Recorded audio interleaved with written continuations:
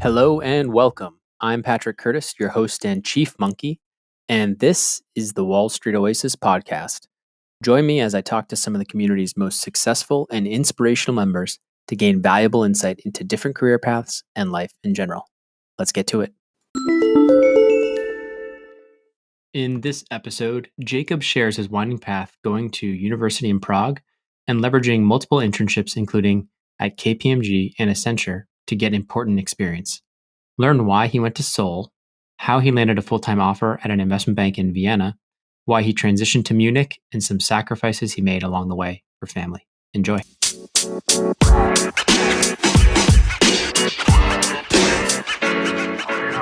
right, Jakub, thanks so much for taking the time to join the Wall Street Oasis podcast. Hi, pleasure to be here. So it'd be awesome if you could just give the listeners a short summary of your bio. Yeah, so I started in investment banking in 2014.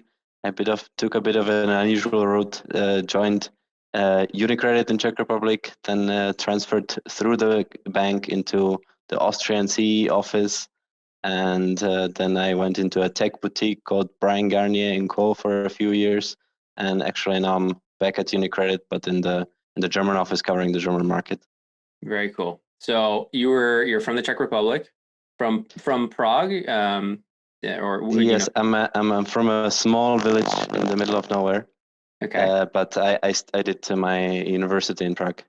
And tell me a little bit about that. So, in Prague, is there a lot of? I assume there's not a lot of recruiting for investment banking. Tell me, when did you think finance was something that you were interested in? Tell me about is there on-campus recruiting there at the University of Prague? What's the process like of landing a job in finance from there? For finance, there is recruiting from the Big Four and the local lenders, I would say.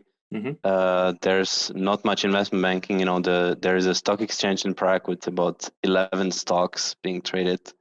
So there's no equity capital market, basically. Mm-hmm. So what I was aware of at university, I studied international trade.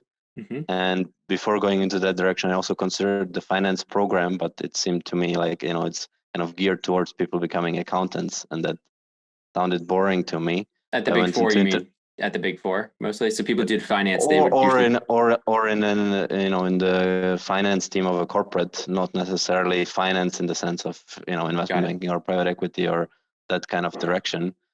So did you know what those were? Did you even know what investment banking was and stuff when you were an undergrad? Not really. I mean, I had the vague idea of that there's people who buy companies, but the advisory part I didn't really had on my radar. So you kind of knew what M&A was, but when did you kind of think, okay, I'm gonna do this international trade thing, and then specifically, were you doing internships kind of during the summer?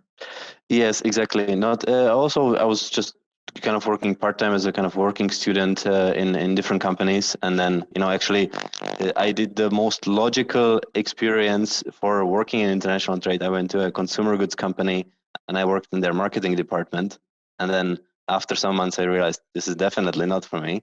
So let's change tracks. And why was that? Why was it not for you? It was a 9-to-5 job where it had certain cycles, monthly, quarterly, annual cycles of things that repeat.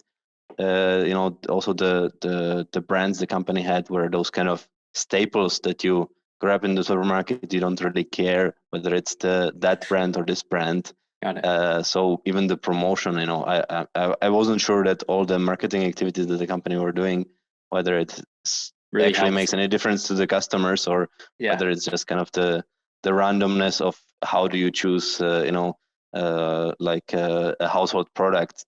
Probably more important. I don't really think about it. The positioning on the shelf is probably a lot more important than the marketing. Yeah, exactly. Or whatever is still there and the others are sold out. I grab what's the nearest to my line of sight. Okay, so it wasn't for you. It seemed too predictable. It wasn't. You didn't see there was a lot of value being added by the marketing team. So you said, "I don't want this." Did you get a full-time offer or an offer to come back, or what was that like? I was in the second year of university, so probably like what you would call a sophomore in Yeah. in the US lingo. Hmm. And I thought, I could continue doing this throughout university and then probably join us full time, but it doesn't seem that interesting. Let's try something else. Hmm. So I did an audit internship in KPMG. Hmm. That was very good for getting more insights into how finance actually works, Hmm. learning more about accounting, because my university definitely did not. It wasn't the focus of the program. Yeah. So I get a bit more practical experience and also insights how companies actually work and what's important, what are the different teams, who's doing what, and what could be more interesting. So did you Uh, have any family? You came from a small village. Does that mean nobody worked in finance or accounting or any of this stuff? What do your parents do? Like, tell me a little bit more about your background. Do you have uh, siblings? Are you the oldest? I'm the youngest of five. Oh, wow. My father is a car mechanic, and my mother is, I would say, an administrator of a music school where there is a certain accounting element to it. Okay. But what I do has nothing to do with what she does. Got it. But maybe there was a bit of a genetic predisposition to dealing with numbers. But apart from that, no particular family tradition of investment banking.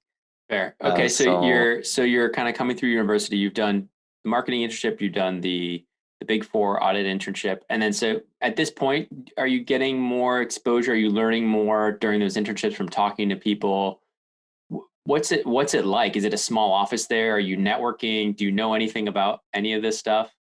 yeah, Like, I was at the Big Four in Czech Republic. It's still a couple hundred people in the yep, different teams, yep, and then the clients are still the local subsidiaries of multinational corporations hmm, that you would audit. So that's a pretty good exposure, and I would say everyone from my kind of class in that year of people who are doing internships, some of them are in high positions in corporates in controlling or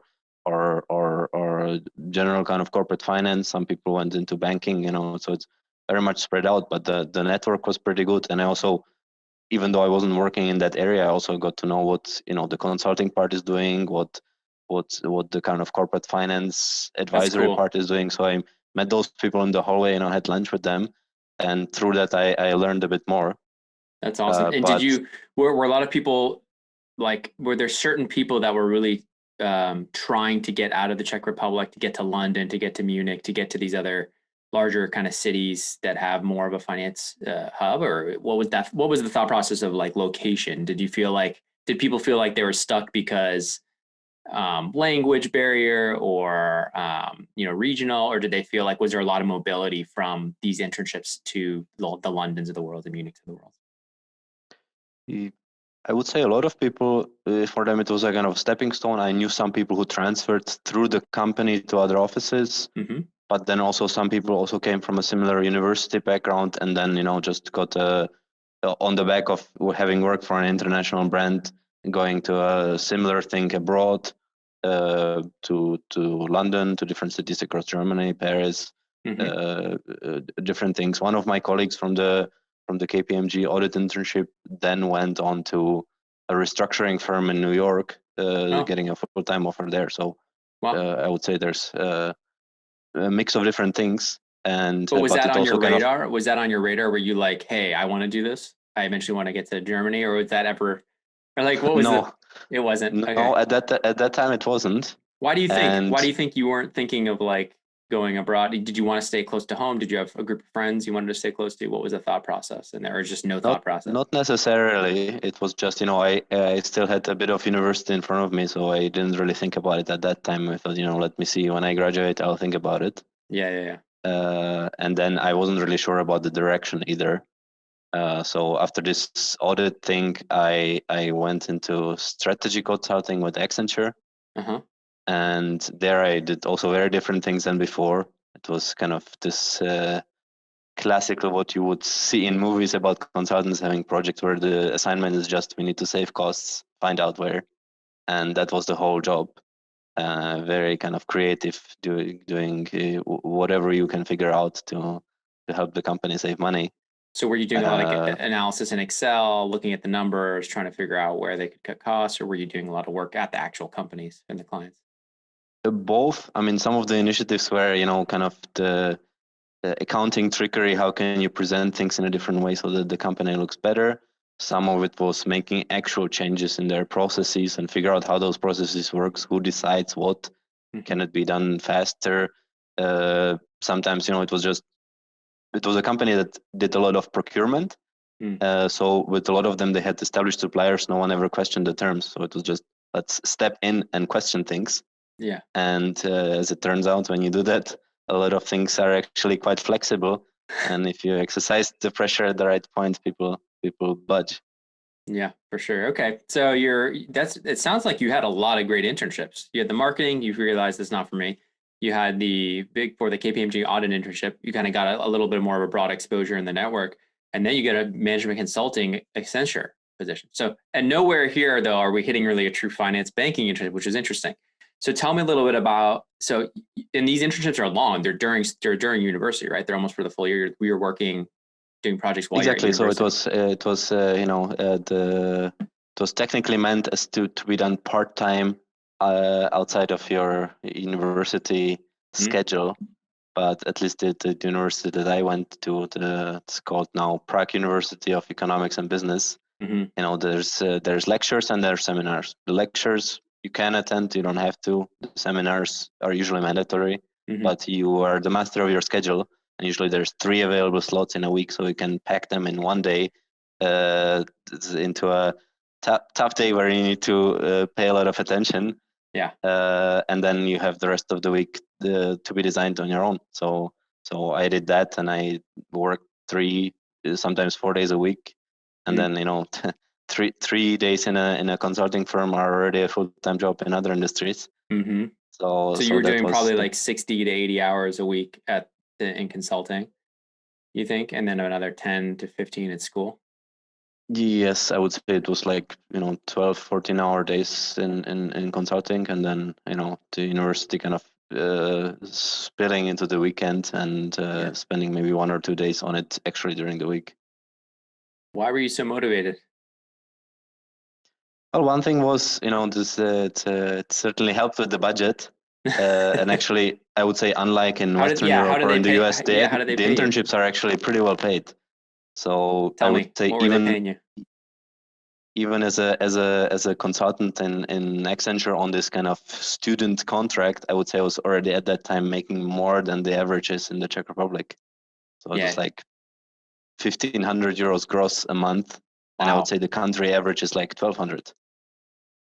1,500 euros a month, which is almost like $2,500 USD per month for somebody living in a low cost of living in the Czech Republic. That goes very far.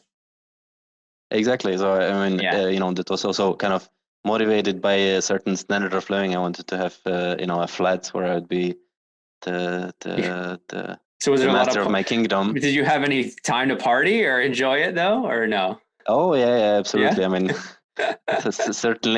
certainly felt nice, when after a party my friends would go back with the subway and I would go in a taxi. Yeah. Just having that kind of freedom certainly was nice. But it also allowed me to move kind of socially and in my kind of circle more to interact with people who were already in the work life and not students. Yeah. And it completely changed my mindset once I saw there's some people who have actually stuff going on. They don't just attend lectures and submit papers. And then from then your group of social friends started becoming more professional, actual people who are working because you were going out to these, was it clubs, was it dinners, what was it that you mostly met some of these people? Yeah, but also sometimes it's just the drink of choice in the Czech Republic is beer, and then you get introduced to other people that other people know that actually turned out later to be very valuable business contacts for various things. Yeah, because it's also, there's a certain lifestyle to people who finish a 9-to-5 job, and then there's the other people who finish at 11 and then go out. Yeah. So at that time you meet similar like-minded people, and that was also kind of became actually an invaluable network. Yeah. And then of course through those internships and various experiences, you also find out, okay, which directions are other people taking? What are they interested in? Mm-hmm. And so when did you first really realize, oh, investment banking, this might be kind of interesting? When was that conversation? Do you remember? Was it over a beer with somebody? Yeah, it was at the beginning of my Accenture experience. I kind of became aware that banks are hiring way ahead of schedule for summer internships. Mm-hmm. So in that fall of 2012, I applied for some summer internships with banks in London, and I didn't get any, but it was an interesting experience. Did you get any interviews or just got shut down? Yes, I got interviews. Oh, good. And also I got impressed by the style of how banks do it, that, they fly you in, they let you stay in a fancy hotel in the city center of London. They waste time on you to ask you so many questions, this quantitative test, psychology to analyze your mind to the greatest detail. You were impressed. You said, "Oh, I want to do this." So, but tell me first of all, how many places do you actually submit your resume for these summer internships? How many places? Like, was it 10? Was it 20? And then how many actual interviews did you get? First round interviews, and do you do those over the phone? And then they flew you in, so you made it to some super days? Or tell me a little bit more about that, because I think that's interesting to people coming from potentially the other European, other European. I think I applied for like 4 or 5. Oh, it's not that many. I did the online test with maybe 2 or 3, and I had one in-person interview. Got it. Where they flew you into London. Exactly. Do you remember what banks they were? The interview was with HSBC. Mm-hmm. And that was certainly interesting. Also, I mean, for me, it was the first time actually being in London, mm-hmm. and going into a skyscraper and having actually something to do there, not just seeing them from the outside. So that was a totally new experience. But then the personal experience I got from talking to people who were actual bankers was hugely unpleasant. I mean, I thought the way they would kind of stressfully look at their phone in between questions, being completely distracted, not really following what I was saying half of the time, then is asking questions that seemingly had no connection to one another, and then rushing off even a few minutes before the interview was scheduled to end. So that was a bit of a mixed experience, but it got me intrigued into the way they described what they were doing. It sounded interesting, and I thought, okay, maybe I can do something in this direction. And were the interviews for like just a generalist program, or was it for like M&A specifically, LevFin? Do you remember? I think what I actually applied for was project finance. Oh, okay. Because it had this kind of angle, it's international projects. I thought with my international trade background that will be hugely relevant for them. Mm-hmm. Well, at least that's what I thought at the time. But I got shut down. But I got to see London. I think I stayed for 3 days. I did sightseeing around the interview on the at the expense of HSBC. So overall, it was a nice experience. And I thought, okay, let's table it for now. I didn't get the summer internship. It would have anyway been a kind of a cost stretch for me to move to London for 2 months just to do the internship. So I was like, okay, if I don't get it, I'll just Why they don't pay something else. They don't pay you? They do pay, but the pay was something that would cover a room in a shared flat and have nothing left over. Right. I mean, the pay was actually miserable, and given the fact that I had a somewhat well-paid job in Czech Republic, I thought, okay, there's no reason to compromise for this. Now, looking back, do you agree with that? Would you have still been happy to get the banking job earlier? Do you feel like it would have been worth it just to live in that shared flat and somehow scrape together enough to eat? Well, it certainly would have taken me in a different direction. Yeah. But now when I see kids who are doing kind of M&A internships or investment banking internships, a lot of those you get squeezed to your bone on doing stuff around the clock, and it's not necessarily a requirement to get a full-time job to have done previous internships in that field. At least that was my experience. So this whole process where you went to London and did all this. This was kind of near the beginning of your Accenture 10-month kind of internship in Prague. Exactly. So I was kind of halfway through that it was, I think, February. Yeah. And then, I had intended to finish university kind of in the summer following that, or in the fall following that. So I thought, okay, if I don't get it, I'll continue with the university, continue doing something work-wise in Prague. And then when I graduate, I can still kind of apply again for a full-time job in this or that direction. Did you have any idea that most of the positions were filled typically with interns, and that there weren't many full-time spots? You had no idea about that? Yeah. No, and I also didn't kind of feel whether, it's a good time to go into banking or not. I kind of got the vibe from people who are a few years older that, around 2008, 9, there was some sort of financial crisis that was bad for finance jobs, but I didn't really experience it as something very bad. I mean, it didn't affect me personally. You were coming out at like the time when things had finally, not, I won't say healed, but it was finally headed back, getting better. Because even from 08, 09, 2010, 2011, it was still kind of just starting to kind of crest and come back up in terms of like hiring and stuff like that. And that's maybe a bit more of a U.S. perspective. I mean, in Europe, that was the time of this debt crisis with Greece. And I'm not sure that the labor market was at a much better shape than immediately after the financial crisis. Yeah. So tell me a little bit about what happened. So you finished up in that August with Accenture. Were you starting to kind of recruit for full-time roles around there, like before your graduation? And tell me how you went about that. My last semester at university was an exchange semester in South Korea. Oh, so interesting. It was kind of a personal growth experience. I wanted to go as far as I could, and I got the scholarship from the Korean government. They paid for literally everything. And living in a city of whatever 20 million or more, it was totally an eye-opening experience of what the options are and what other people are doing. Even though it's a remote Asian country, the mix of students was really global. And I also asked everyone who went there what their career plans are, what they've been doing. And they all said investment banking. Just kidding. I'm going to do investment banking, then I'm going to do private equity. That's what they all said, right? No, just kidding. No. But there were a few people that were doing kind of similar things, and we kind of talked about, and in my mind there was kind of two areas to go into: something that's more like project work, unstructured, creative, but demanding time schedule, or a more predictable, boring job, 9 to 5. And after those experiences, having seen both, I was certain that I want to do in kind of an unstructured project, creative work, and after actually finishing the university, I applied, for consulting companies and for banks and for some financial investment. You weren't even applying while you were still in university. You're in South Korea, you're exploring, you're probably partying, having a good time, making new friends.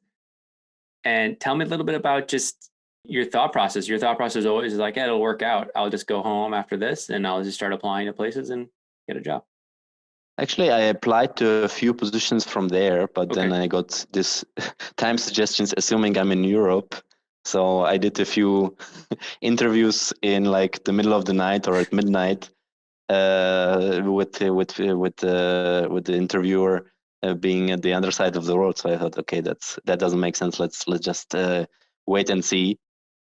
And then I came back, and I really had nothing going on. It was like I had finished up all my duties at university, and I had already quit the position at Accenture before, so I didn't have that, and I was just I was in a flat and just scrolling through all the opportunities of what one can do professionally and applying for everything possible. Did you get nervous at all at that point when you came back and you realized I don't have the income anymore, and I have this flat? How much was the flat? So you were previously making, I think you said like 1,500 euros a month.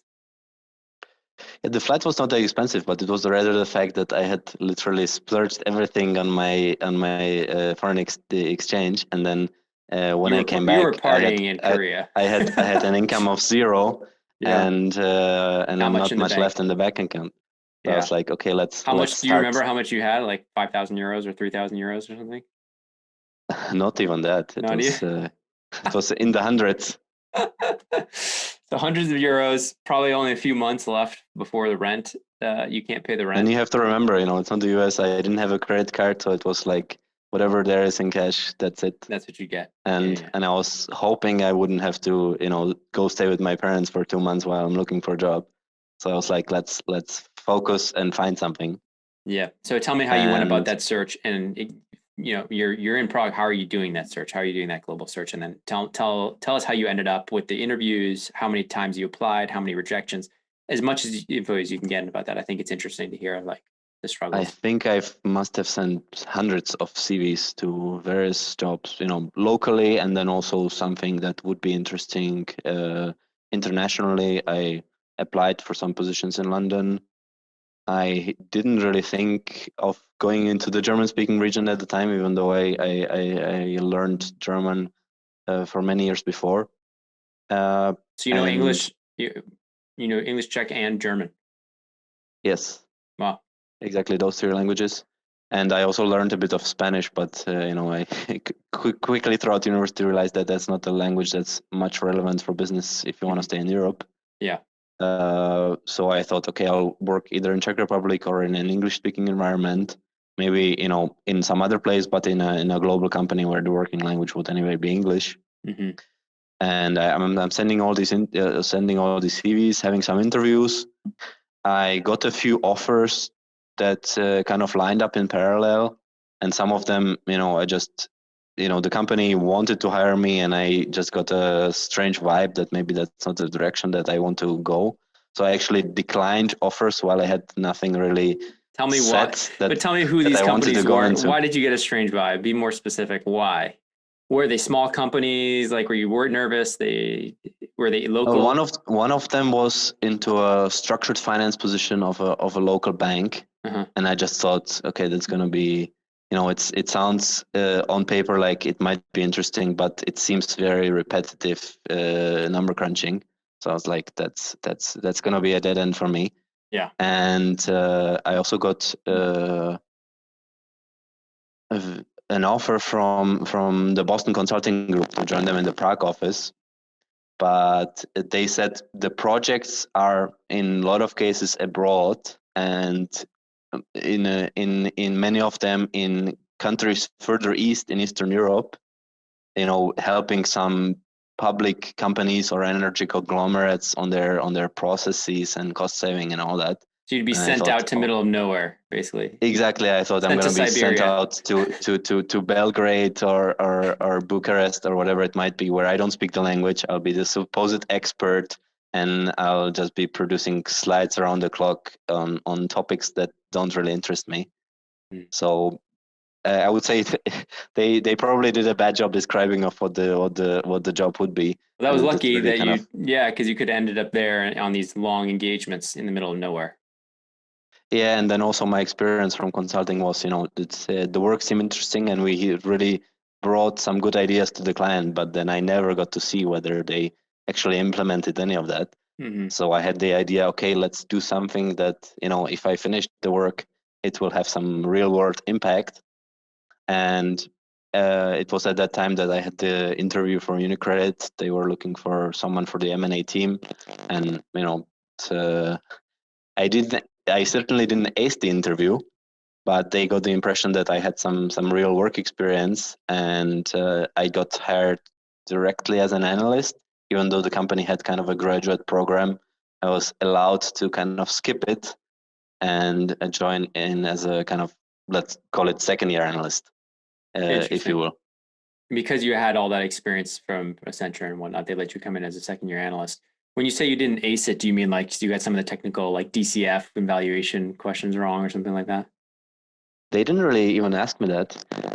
There was I would say some general finance topics, accounting, that I guess I answered kind of okay, but then there was a practical case study of producing a company profile, and they left me with a laptop and some financial statements of the company that would come out of the database, but it was a non-consolidated annual report, and I was supposed to just to check in the publicly available database for the consolidated report and include that in the profile, which I didn't think of. So that kind of gave me the impression, okay, that interview was interesting. I would like to get this, but I may not because of how I did in the interview. But they still gave you the offer, and the offer was where? The offer was in Prague, mm-hmm. and I actually did start working there. But as part of the interview already, they told me a part of the kind of induction would be to be sent into their regional headquarters in Vienna, which covers all of the Central and Eastern Europe, for a kind of a short-term work experience to get to know the team and then come back and be able to do the job. Sounds pretty cool. And this was started in February, and this was kind of the rotation started in the summer. And then I worked there for a few months, and I really liked it. And I just asked the manager of the regional office if I can stay there, and he said yes, that works very well. And I never came back. Never looked back. So you stayed in Vienna. What was it like? What was the difference, Prague to Vienna? What was it? Did it feel that much different? Why stay in Vienna? Just because it was the headquarters? You felt like you're getting more exposure? Why? It was the step from, I would say, a boutique to a real investment bank. Mm-hmm. I mean, the projects that the office was working on were much bigger. I got to work on some multi-billion euro transactions on different sides. You know, the kind of sponsor coverage and leverage finance for the region was also based there. The people were sitting next to me, so I got to also kind of through networking, I got to see what are the things that people are doing, and I thought, okay, if I go back to Prague, I'm never gonna get to work on those things and see this. So you were there for almost 2 years.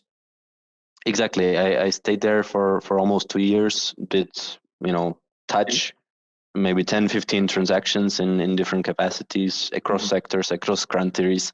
You know, through the job, I got to travel to all those countries that I haven't been to previously across Eastern Europe, and see how it goes. Got to meet people, got to find out how the industry works. You know, it was really at that time that I really found out, okay, what are the kind of subtleties and differences between, you know, pure investment banks, the lenders, the boutiques. You know, I some of those kind of did you come across Wall Street Oasis? Did you find Wall Street Oasis at that point or no?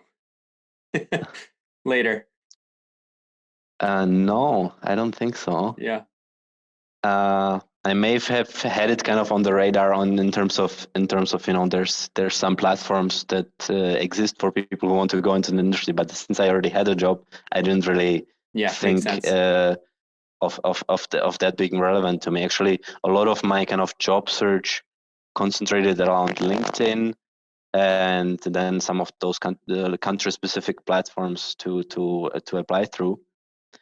Or just kind of doing my own research, seeing who is where, and applying kind of directly, or looking through those awful portals, you know, SuccessFactors, Telio, and all this, where you fill out everything since birth, where you've been and what you've done to the precision, to the day. Your 5 previous addresses, 15 references. Yeah, it's a nightmare. So tell me a little bit about just the progression there. So you were kind of almost like in a lev fin, it sounds like, or corp fin advisory, but you're basically working with sponsors to help them do deals. Well, the team was purely M&A advisory, but you know, since the bank has a big lending business, it was a lot of kind of PE buy side work, and then typical kind of corporate sell sides. And then a few special topics in here and there that kind of came about from the network of the bank. But you know, through this time, I got to learn how to write an info memo, how to build a financial model. I got pretty confident on those kind of essentials of investment banking. Then what? Why leave? Why not just stick around there in Vienna forever and ride up the chain at UniCredit? What was your thought process of starting to look elsewhere? Well, actually, during my time at Vienna, I met my wife, and then she was there temporarily and got a full-time offer to start in Munich. And then I kind of wanted to be with her. So I thought, okay, let's find something else in Munich. Mm-hmm. At that time, there wasn't an opportunity to switch within the company, even though there was a Munich office. So I just thought, okay, fuck it, let me Start applying. apply somewhere else. Yeah. And so tell me how those interviews went while you were working full time. Was it hard or was it pretty easy? Actually, I only went for one interview, and then I got the offer, and I didn't bother applying elsewhere. Mm-hmm. I didn't really gave it much thought. It was to a boutique at the time, which had a different name, but got rebranded on the first day that I joined as Brian Garnier and Co. Mm-hmm. And so it's a TMT, a lot of in the venture capital scene, kind of growth, equity transactions, capital raising, and then also M&A. Cool. Which was a lot of those things were new to me. So I thought, okay, let me see what it's going to be about. The geographic focus was more across Western Europe, but I thought makes sense to try something else, to also continue doing international transactions as I did before, but in different markets. Let me get to know awesome. how it works and build a bit of a network. Was there? I see you were hired in as a senior analyst. So you were Exactly. given again like a second. You're given like the same kind of title you had started from 2 years before. So do you feel like you were taking a step back, but you didn't really take a step back because pay increased or what? What was the thought process? No, I kind of had the idea that people should do 3 years as an analyst. Mm-hmm. So I thought, okay, let me join as an analyst, and then we'll see. And then basically, right after my trial period expired, I said, okay, I'm already doing the work of an associate. Let me have the title, and they gave it to me. Okay. And then how about your pay at this point? Coming through UniCredit out of Vienna, what was the lifestyle like? And then how did it like shift with that move to Munich? Obviously, I think it's more. Is it more expensive in Munich? It's a little bit more expensive, but also the bank that I moved to was more kind of entrepreneurial driven. So there was a maybe a more significant variable component, but in that regard, I would say roughly in line with what you would expect to get in London in pounds. So with the exchange difference, it seemed like an on par salary with the rest of the world. Yeah, that's fair. Okay, so you're there. You're doing some TMT, some growth equity. You're there for a pretty long run. Yes. 2.5 years. Tell me how you got that promotion to associate. Do you feel like at any stage you were at risk, or you were on enough deals, you were working long hours, I assume still, like 60, 80-hour weeks, 100-hour weeks? What was it like? Yes, I would say 70, 80-hour week. But not the horrible. weekends were usually free, but the week was pretty much booked for work. There was not much time for anything else. Yeah. It was, a lot of the times coming in before 9 to have the first call at 9, and then going home with Uber at 11, 12, depending on projects. But it was a busy period. And then I also spent quite a bit of energy into traveling back and forth, because I had parallel projects in Belgium, in Sweden, and in Finland.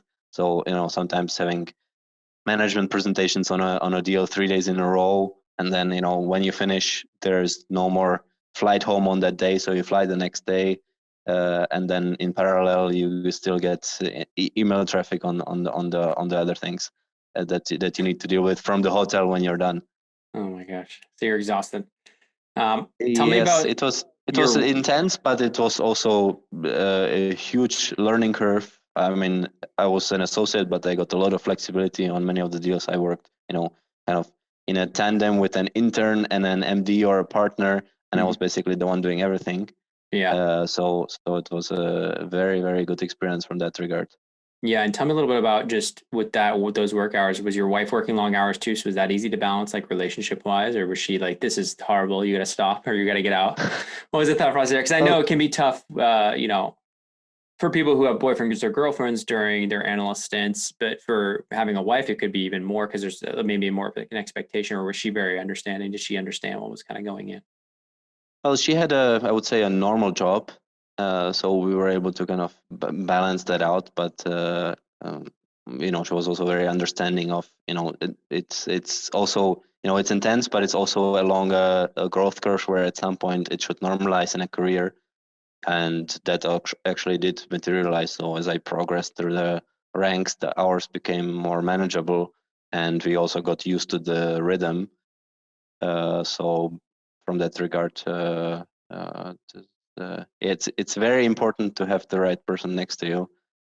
I certainly wouldn't recommend for a couple to both pursue this kind of lifestyle. She was like almost like helping support you a little bit too while you're probably going through all this. Yes and no. We also had our first child during those years. Oh my gosh, you had a kid too. She was helping the kid. She was busy with other things, and I was not there for a lot of the things that I maybe could have helped with. So it was a challenging period from that perspective as well. Yeah, for sure. Yeah, I have people asking about during their analyst stints, should they have a girlfriend or how do you date and stuff like that. Imagine having a wife and a kid too on top of that. I can can imagine that not easy. So tell me a little bit about the decision to kind of go. Give me 1 second. I need to plug in my computer, otherwise I'll power down. Okay, so you're basically, you're at this new boutique in Munich, for 2+ years. When was the thought process of like for a change? I mean, you were working on great deals, getting great experience. Obviously, you were traveling a lot, so it was hard. But tell me a little bit about the thought process of going back to the previous firm. Yeah, so it was actually just the trigger was taking time off to spend time with the family, and then you have kind of a few summer weeks that you get to shut down. You get your projects get restaffed, and your phone doesn't ring all the time, and you don't have to be online on everything, and then you have kind of time to reconsider. So I get that now, that a lot of people who are in that rhythm, that it can be very bad for companies when people take a holiday because they get to reconsider their life. And I thought, okay, let me do something where at least I don't have to be on the road or in hotels or on overnight stays away. So I thought, okay, let me continue something in the industry, but with being less spread out across multiple countries, going back and forth. Was that a potential option at the firm you were at, or there was just too much of international work where you were going to have to be forced to? There wasn't enough work in Germany. That wasn't really the setup, because it was rather the sector focus, and let us get deals in the sector wherever those companies may be. Yeah. And then if you pursue that strategy, you cannot really limit yourself geographically. So from that perspective, the firm was clearly set up in a different way, and there was nothing I could have done to change that. So you had your vacation, you rethought about your life, said, I want more time with family, at least be home every night. So tell me how you went about doing this. You just called up your old boss and said, hey, can I have my job back? What did you I mean, the people have changed, and also the previous company was kind of regionally set up. So the people from the Munich office didn't necessarily know the people from the Vienna office very well. And I wouldn't describe it as being the same company. It was kind of two subsidiaries of the same parent that don't necessarily have much in common in terms of individual teams. I mean, I'm sure the top managers of both banks in Germany and Austria are in close contact, but the individual teams, they're not.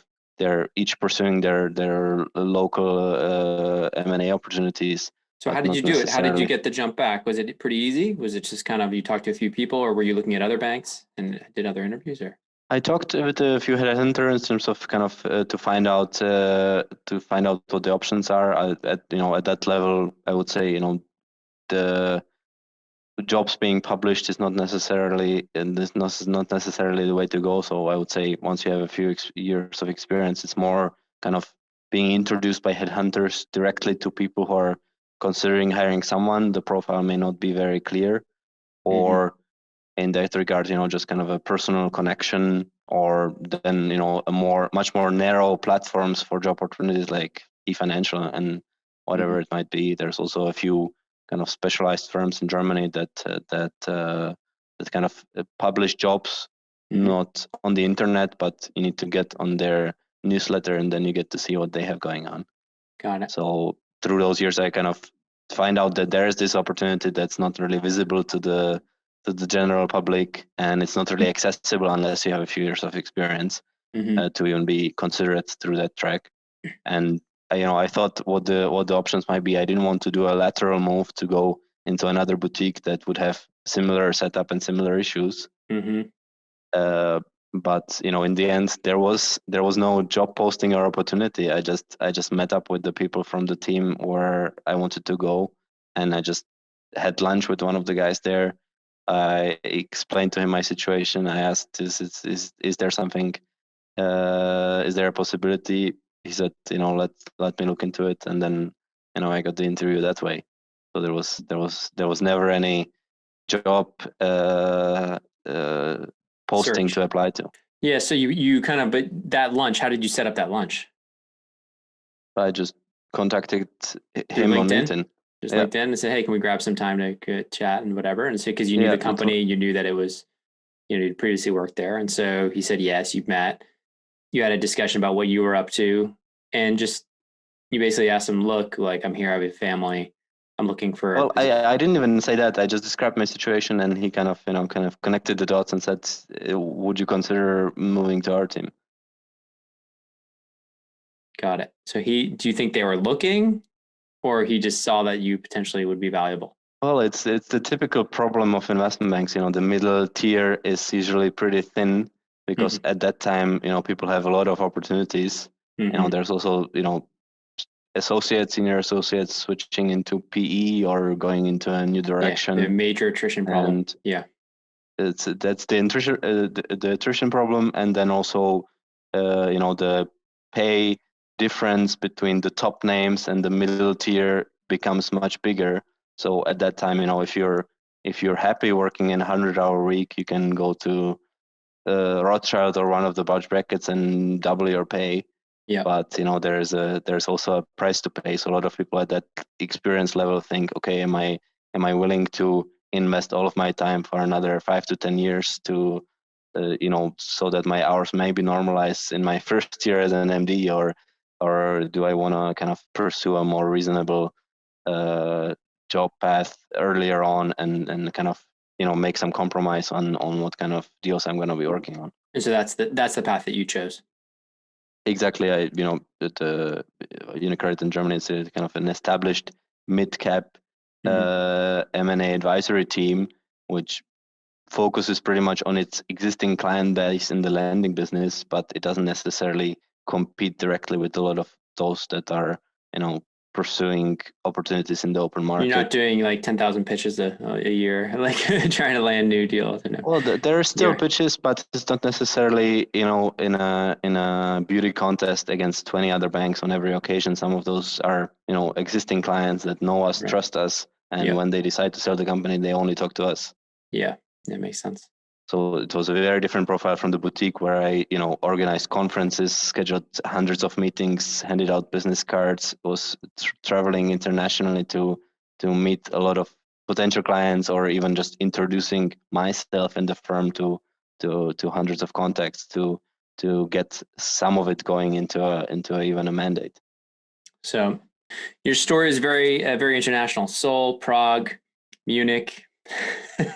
Even a little interview in London there.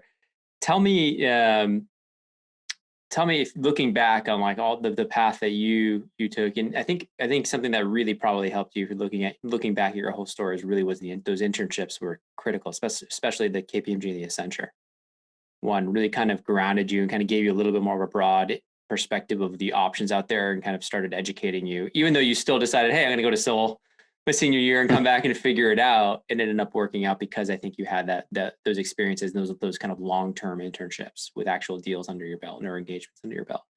So tell me, like, just looking back, what's your perspective? Do you feel like you would have changed certain things looking back? Do you feel like the path that you chose was a great one, a good one? Any kind of regrets on how you would have changed things? Well, looking back, some of my classmates, spent the university years doing nothing professionally, and some of them still ended up having similar job opportunities lined up for them afterwards. Some of them also focused more on excelling academically and then getting the job at McKinsey or whatever it might be. Mm-hmm. Some of those kind of seemingly top brand names in the professional world. Mm-hmm. So, in that perspective, I certainly felt that, especially if you do business school, it's not meant to be a theoretical subject. It's meant to be applied. So I thought it makes sense to also kind of cross-check my theoretical knowledge with the real world. And actually, this also helped me, like when I needed to write a paper for the university on some strategy topic of a company, I actually knew how people deal with it in the real world, and I could kind of reflect back. So that was very helpful. And then at the time when I graduated, I certainly didn't have any worries that I'm not going to find a job, because I already knew how the job market worked, where to go, what the opportunities are. I had a much better view than most graduates on what to do and where to go. Of course, it took a lot of time and energy to do those things in parallel, but it was very interesting for me. I certainly didn't have to do lifestyle compromises in that sense, as I know a lot of people kind of during university they eat the Chinese soup from a package, The ramen noodles, and the ramen noodles, and that's it. And they focus their energy, and then also comparing to people who spend tens or hundreds of thousands on a premium degree from whatever Ivy League school or INSEAD or London Business School, with a lot of them, I ended up doing kind of similar things professionally, and I never felt like I was at a disadvantage, kind of judging my work against theirs. So from that perspective, the advice I would give to people deciding what to do is to kind of double down on professional experience and not waste your money on premium academics. Yeah, it's really interesting. It's like getting the right experience is so much more valuable than like the brand name of the school potentially. Like if you can get a couple strong brand name companies with the right project and engagements, people are going to value the real world's going to value that a lot more. Exactly, and then once you have some professional experience, the academic background becomes, the line you don't really get to when you present your CV. Yeah, fair enough. Well, listen, Jakub, thanks so much for taking the time and sharing your story and all of your wisdom. Anything else you want to share before we call it, or is that it? And it's been a pleasure talking to you. And I hope to those who get to see my story that it helps them decide on which direction to go. And from that perspective, happy to help. Awesome. Thanks so much, Jakub. Thank you. And thanks to you, my listeners at Wall Street Oasis.